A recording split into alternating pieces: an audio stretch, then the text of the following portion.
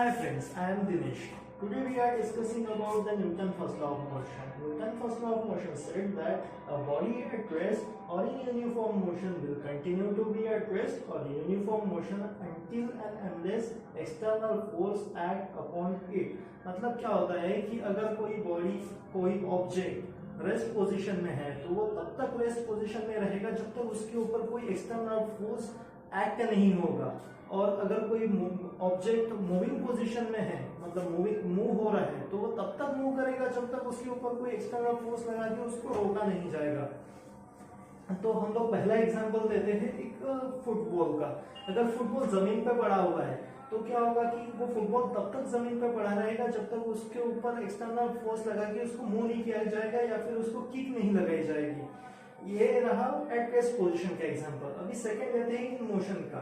वो फुटबॉल अगर जमीन पे पड़ा हुआ है उसको हम लोगों ने किक लगा दी एक, तो क्या होगा कि वो फुटबॉल मूव करेगा।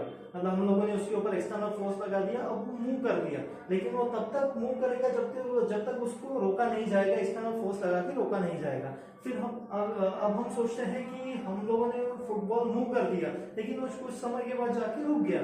ऐसा क्यों होता है? तो वो फुटबॉल रुका क्यों? उसके ऊपर दो रीजन है। एक होता है ग्रेविटी, दूसरा होता है फ्रिक्शन। ग्रेविटी क्या होता है? ग्रेविटी होता है ग्रेविटेशनल फोर्स।